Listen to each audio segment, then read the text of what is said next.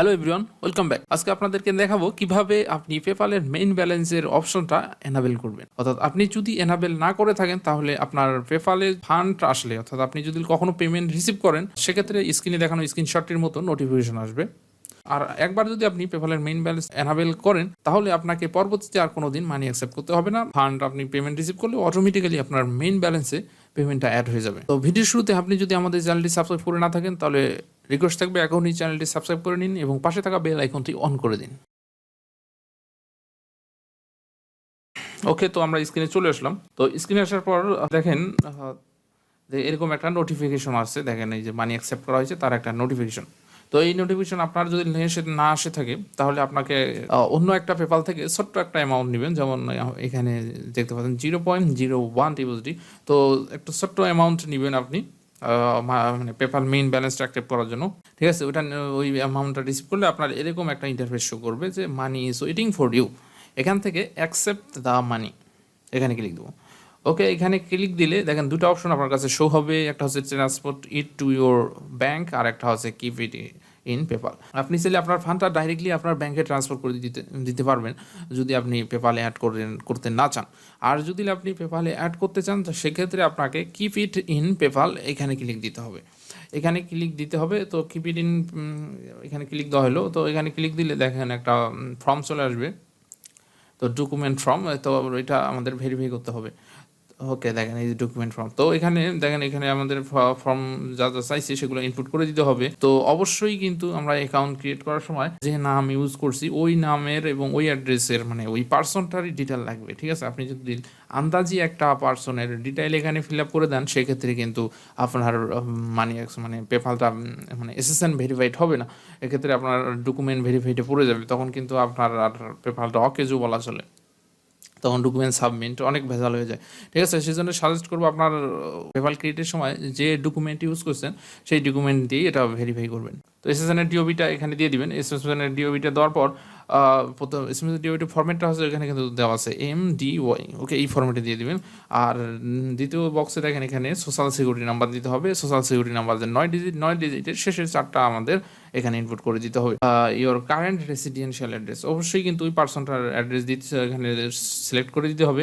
অনেক সময় দেখা যায় যে অনেকের পেপালে কয়েকটা অ্যাড্রেস অ্যাড করা থাকে, সেক্ষেত্রে এখানে যদি অন্য অ্যাড্রেস সিলেক্ট করা থাকে সেক্ষেত্রে কিন্তু আপনার অ্যাকাউন্টটা ভেরিফাই হবে না। ঠিক আছে, এই জন্য এসএসএন এর অ্যাড্রেসটা যাতে সিলেক্ট থাকে এদিকে একটু লক্ষ্য রাখবেন, এতে ওখানে এসএসএন এর যে অ্যাড্রেসটা সেটা যাতে সিলেক্ট থাকে। আর অবশ্যই এই ভেরিফিকেশনটা করার সময় অবশ্যই যাতে আপনার নেট স্পিডটা একটু ভালো থাকে, একটা মিডিয়াম থাকলেও চলবে, কিন্তু একবারে স্লো থাকলে কিন্তু আপনি এই কাজটা করতে আসবেন না, সেক্ষেত্রে কিন্তু অ্যাকাউন্টটা ভেরিফাই হবে না।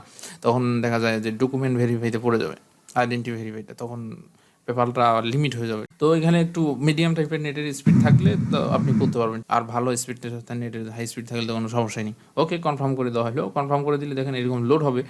ওকে, লোড হলে দেখেন হয়ে গেছে, কিন্তু দেখেন এরকম সাকসেস এই ওয়ার্ডস অল সেট। তো দেখেন এখানে কিন্তু সেট হয়ে গেল। তো তা এখন পেপাল থেকে একটা মানে ডেবিট কার্ডের সিস্টেম চালু করছে। তো আমাদের এটা দরকার নাই, এখানে আমরা ডেবিট কার্ড দরকার নাই, আমাদের জাস্ট অ্যাকাউন্ট লাগবে। তো এখান থেকে নট নাওতে ক্লিক দিব। ওকে, নট নাওতে ক্লিক দিলে ওকে দেখেন মেইন ব্যালেন্স অপশনটা কিন্তু আমাদের চালু হয়ে গেল। দেখেন কোনো সমস্যা দেখেন কোনো নাই। তো এখানে জাস্ট নতুন একটা পেপাল আজকে ক্রিয়েট করা। তো দেখেন এই যে মেইন ব্যালেন্স কিন্তু অ্যাড হয়ে গেছে। এখন কিন্তু আমরা যদি ফান্ড রিসিভ করি কিন্তু ইনস্ট্যান্ট আমাদের মেইন ব্যালেন্সে অ্যাড হয়ে যাবে। পেপালের সেন্ড মানিটা অনেকে আবার নতুন, তারা সেন্ড মানিটা করতে পারে না, তো তাদের দেখাচ্ছি কীভাবে সেন্ড মানি করা যায়। তো এখান থেকে সেন্ড মানিতে ক্লিক দিবেন। এরকম সেন্ড রিকোয়েস্ট কন্ট্যাক্ট কয়েকটা অপশন আসবে। এখানে আপনি চাইলে রিকোয়েস্টও পাঠাইতে পারেন মানির জন্য, অথবা সেন্ড করতে পারেন আপনার যদি ব্যালেন্স থাকে। তো এখানে এই সার্চ বক্সে আপনার ইমেল দিয়ে দিবেন, যাকে সেন্ড করবেন ইমেল হোক ফোন নাম্বার দিবেন। তো আমার অলরেডি যেহেতু অ্যাড্রেসটা আছে তো নিজে তো আপনাদের এরকম শো করবে না। আমার মানে কন্ট্রাক্ট যদি থাকে অলরেডি রিসিভ করে থাকেন সেক্ষেত্রে শো করবে। তো আমি একটা রিসিভ করছি, ছোট্ট অ্যামাউন্টটা রিসিভ করছি, যার জন্য এই কন্ট্রাক্টটা শো করতেছে। তো আমি এই কন্ট্রাক্ট সেন্ড করে দেবো অ্যামাউন্টটা। তো এখানে দেখেন অ্যামাউন্ট চাবে, তো অ্যামাউন্ট দিয়ে দিলেন। ওকে, এখানে ডিসক্রিপশন লাগে না। আচ্ছা আচ্ছা, এখানে ডিসক্রিপশন দেই। ডিসক্রিপশনে ক্লিক দেওয়া হয়েছিল এই জন্য ডিসক্রিপশনে এখানে দিয়ে দিলাম গিফট।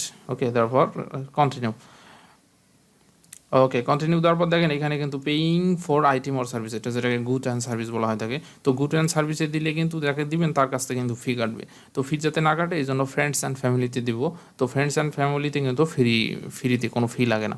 অবশ্যই কিন্তু সেম কান্ট্রি হতে হবে, তাহলেই কিন্তু কোনো ফি কাটবে। তো দেখেন মানিটা কিন্তু ট্রান্সফার হয়ে গেল। ওকে, তো আমরা এখন ড্যাশবোর্ডে চলে যাবো। দেখেন এখন ব্যালেন্স জিরো। ওই যে সেন্ড করছি তার রিসেন্ট ট্রানজ্যাকশন এখানে শো করতেছে, দেখেন রিসেন্ট অ্যাক্টিভিটিতে।